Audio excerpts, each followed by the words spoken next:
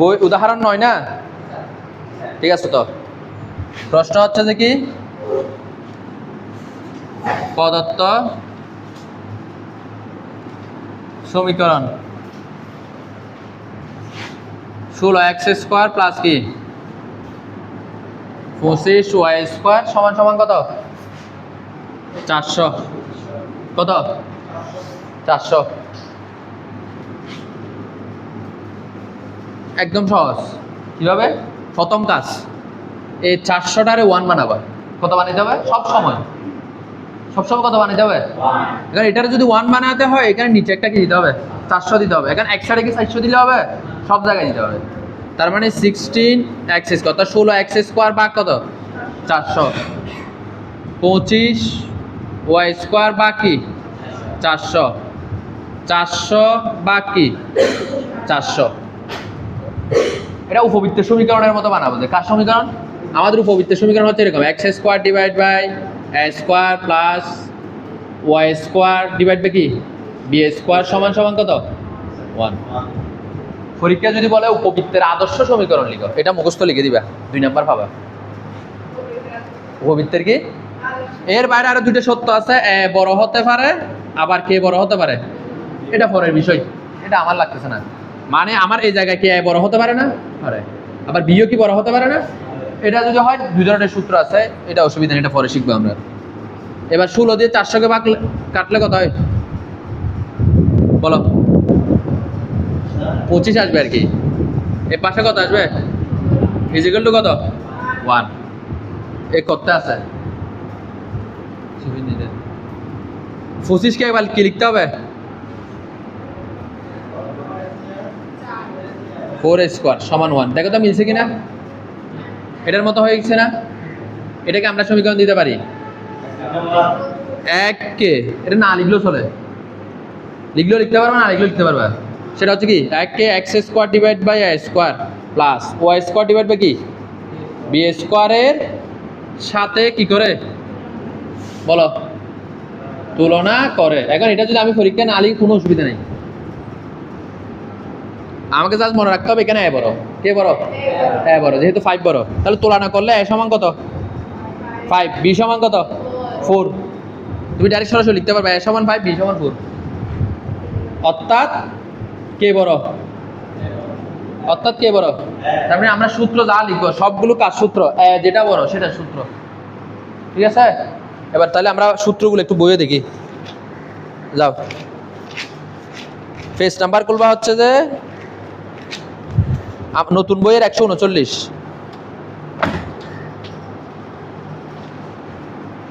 দেখো, এবার দেখো কি কি বাইর করতে বলছে প্রশ্ন। দেখো, উৎকেন্দ্রতা কি বের করতে বলছে? উপকেন্দ্র, উপকেন্দ্রিক লম্বের দৈর্ঘ্য, উপকেন্দ্রিক লম্বের সমীকরণ, নিয়ামকের সমীকরণ। নিয়ামকের আরেকটা নাম আছে, কি বলো? যারা সাজেশন দিছে ওখানে লেখা আছে দ্বিকাক্ষ। নিয়ামকের আরেকটা নাম কি? এখন উৎকেন্দ্রতাটাকে 3 ভাবে বলতে পারবে। উৎকেন্দ্রিকতা, উৎকেন্দ্রিকতা। আরেকটা আছে, আরেকটা কি বলো? আরেকটা কি? বিকেন্দ্রিকতা। লিখে রাখো, উৎকেন্দ্রতা যেটা আছে এটার উপরে উৎকেন্দ্রিকতা, বিকেন্দ্রিকতা। বিকেন্দ্রিকতাটা আমি 8 নম্বরে লিখছি। দেখো কয় নম্বরে? 8 নম্বরে। দেখো লিখছি না? উৎকেন্দ্রতার অপর নাম কি লিখছি? বিকেন্দ্রিকতা। প্রশ্ন যাই বলুক না কেন, তোমাকে সবসময় উৎকেন্দ্রিকতা বের করতেই হবে, না বললেও বের করতে হবে, কারণ এটা ছাড়া অঙ্ক করা যাবে না। কথা কি বুঝাইতে পারছি? যেটা ই দিয়ে প্রকাশ করে। কি দিয়ে? তাহলে দেখো এবার আগে বোঝার চেষ্টা করবো, শুধু করলে হবে না। সেটা হচ্ছে যে আমরা এবার কি বের করবো, যে বলো উৎকেন্দ্রতা বা উৎকেন্দ্রিকতা বা কি বিকেন্দ্রিকতা, সব একই কথা। এটাকে এরা ই দিয়েও লিখছে, a² দিয়েও লিখছে। ই দিয়ে তুমি দুইভাবে লিখতে পারবে, এভাবে লিখতে পারবে a² minus b² by a², এটাও লিখতে পারবে। অথবা √1 মাইনাস কি লিখতে পারবো বলো? a²। অথবা e² সমান তুমি রুট ছাড়া লিখতে পারবে। আমি কথা বুঝাইতে পারছি? যে কোনো একটা দিয়ে করবো আমরা। ই সমান √a² minus b² divide by a² লিখে যাবে। অথবা √1 - b² লিখা যাবে, অথবা e² দিয়ে লিখা যাবে। কি দিয়ে? e² দিয়ে লিখলে কি হবে? রুট এটা হবে না। আমরা এখান থেকে যে কোনো একটা দিয়ে আনসার বের হবে। আমরা প্রথমটা দিয়ে বের করি ধরো, অথবা পরেরটা দিয়ে। কি কথা, এখানে e² করলো, এর মান বাইর করতে হবে। e² করলো, সেজন্য এটা স্কোর দিয়ে না করে আমরা সরাসরি করলো আরো ভালো। যেটা বড় সেটা নিচে। কি বলছি বলো? এখানে কে বড়? তার মানে a নিচে। যদি এটা b বড় হইতো তাহলে এখানে হয়তো b², মানে a² - b² ডিভাইড বাই কি? b² নাকি b² - a² divide by b² - a²। এই দেখো এখানে a বড় হওয়ার কারণে a সামনে। কে সামনে? যদি b বড় হয় সূত্র হবে b² - a² ডিভাইড বাই। কথা কি বুঝতে পারছি? ঠিক আছে, তাহলে এরপর রং করে নিজেরা করবে তাইলে। তখন সূত্র হচ্ছে √a² - b² ডিভাইড বাই কি? মান বসাও। a এর মান কত? 5² 4² 5²। ঠিক আছে, 5 5 কত? 25 16 25। 9 আর কত? √9 - কত? 25। আর এটারে রুট করলে 9 কে রুট করলে কত? 9 কে রুট করলে হচ্ছে তোমার 3, উপরে কত? 5। পারবা কিনা বলো? √9 মানে 3, √25 মানে কত? 5। 3 3 9, 5 5 25 আর ক্যালকুলেটর মারতে পারো যদি অসুবিধা হয়। √9 মারলে 3 আসবে, আর √25 আসলে 5 আসবে। এখন এটা যদি এখন শিখাইতে হয় তাহলে তো হচ্ছে না। তাহলে ই মানে কি? প্লাস মাইনাস আছে?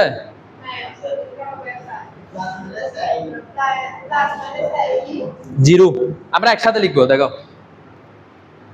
তাহলে এবার লিখবো, এবার 2 নাম্বারটা বের করবো। এটা বলছে কি? উপকেন্দ্র। খেয়াল করো, এটা 1 নাম্বার ছিল, 1 নাম্বার দিতে পারো, না দিলে অসুবিধা নেই। 2 কি বের করতে বলছে? উপকেন্দ্র। উপকেন্দ্র বা উপকেন্দ্রের স্থানাঙ্ক, কি কথা? উপকেন্দ্র বা উপকেন্দ্রের স্থানাঙ্ক। তাহলে সূত্র হচ্ছে +-a0। যদি b বড় হইতো কি হইতো বলো? সূত্র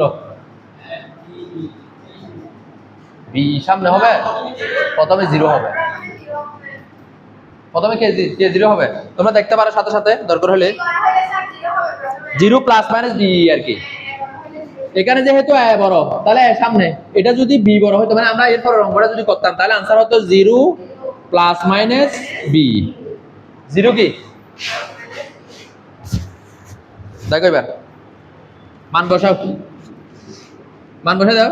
+-a, a এর মান কত? 5। e এর মান কত? 3/5, কমা কি? 0। 5 5 কি? +-3, 0। এখানে আনসার একসাথে কয়টা? দুইটা। একবার 3, 0, একটা -3, 0। না লিখলে অসুবিধা নাই, আমাদের বইয়ে ভাগ করে ঘরে লিখবে, আমরা ভাগ করে লিখবো, একসাথে লিখে দিব। একসাথে এবার +-3, 0। তার মানে উপকেন্দ্রের স্থানাঙ্ক বেড়ে গেছে। উপকেন্দ্রের কি স্থানাঙ্ক বলছে? মানে বিন্দু দুটো বুঝাইছে। কয়টা? একটা x, একটা কি y। প্রথমটাকে বলে x, দ্বিতীয়টাকে বলে কি y। করো, সূত্র শিখতে হবে। +-ae0, প্লাস কি ae0। আচ্ছা, এবার এরপরে কি বার করতে বলছে? উপকেন্দ্রিক লম্বের দৈর্ঘ্য। দিঘা কটা মুছে দি। এটা লিখছো সবাই? তাহলে 3 নাম্বার এটা যেটা বলছে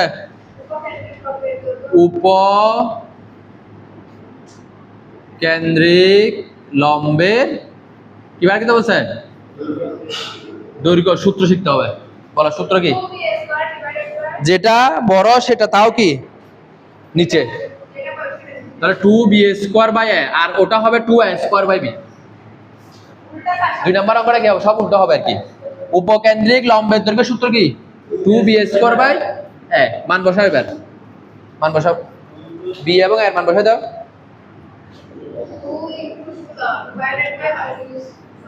b এর মান হচ্ছে 4², ঠিক আছে না? 25 4 16, 16 2 32, কাটাকাটি যাবে কোনো? আচ্ছা সরি, এটা শুধু 5 হবে যে, স্কোয়ার তো নাই। তাহলে এটাই কি আরেকটা আনসার। এটাও কিন্তু আনসার, জানো তো। এই অঙ্কগুলো একটা সুবিধা আছে, মানে আলাদা আলাদা নাম্বার পাবা। বুঝা গেছে? আলাদা আলাদা নাম্বার পাবো। আলাদা আলাদা নাম্বার মানে কিরকম, মানে যেটা বের করবো ওটা, এখানে যেমন আমি প্রথমে বের করছিলাম উৎকেন্দ্রিকতা, ওটার জন্য নাম্বার পেয়ে যাবে। উপকেন্দ্র, এটার জন্য আলাদা নাম্বার। উপকেন্দ্রিক লম্বের দৈর্ঘ্য আলাদা নাম্বার পেয়ে যাবে। আর এই অঙ্কগুলো আবার আলাদা করে পথও আসতে পারে, সূত্র আসবে যাবার, তোমাদের ডাইরেক্ট অঙ্ক আসবে না, সূত্র বলবে। অঙ্ক তো দোকানে তো এটা স্বাভাবিক, গণিত শুরুতে ভুল হলে তো শেষে এমনিতে ভুল হবে, শুরুতে তো ভুল করা যাবে না। হ্যাঁ, এগুলো এখানে বলি না, শোনা যাচ্ছে যে। দেখো এবার 3 নাম্বারটা গেল, 4 নাম্বারটা বলো।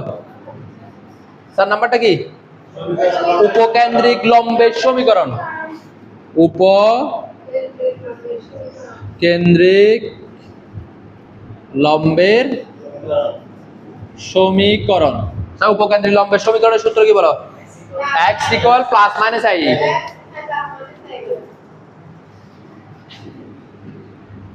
দেখো x equal plus minus i, মান বসাও, plus minus 5 into 3 divide by 5 plus minus 3 বা x ইকুয়াল বা কি তোমরা তাহলে এটাই পাশে নিয়ে আসতে পারো। সুতরাং x প্লাস মাইনাস 3 সমান 0, এটাই आंसर।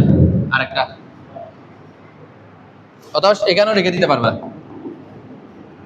দুটাই করতে পারবা। সূত্র কি? x equal plus minus i। তোমরা আরেকটা কাজ করো, নিয়ামকের পাশে লিখে রাখো দ্বিঘাত। নিয়ামকের আরেকটা নাম আছে কি? পরীক্ষার দ্বিঘাত বলতে পারে। নিয়ামকের সমীকরণ বা দ্বিঘাতের সমীকরণ, নিয়ামকের সমীকরণ বা কি দ্বিঘাতের সমীকরণ, নিয়ামকের সমীকরণ বা দ্বিঘাতের সমীকরণ।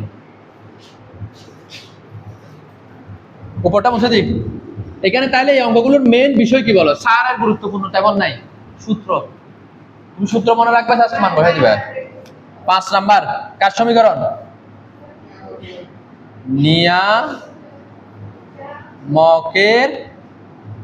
সমীকরণ। নিয়ামকের সমীকরণ তাও কি হবে বলো? নিয়ামকের সমীকরণ হচ্ছে x সমান কি সমান? Plus minus a by e। এটা হচ্ছে প্লাস মাইনাস a e, এটা হচ্ছে plus minus a divide by e। মান বসাও। a এর মান কত? 5, e এর মান কত? 3 ডিভাইড বাই 5 না? উল্টাই দিতে হবে। কি করব? 5 ডিভাইড বাই কত? 3, 5 5 কত? 25, নিচে কত? 3। এতটুকু রাখতে পারবো, অথবা আনসারে দুটো লিখে দাও, জামালা যাওয়ার দরকার নেই। পারবা কিনা দেখো। এই ধরনের একটা অঙ্ক আসবেই ফাইনালে।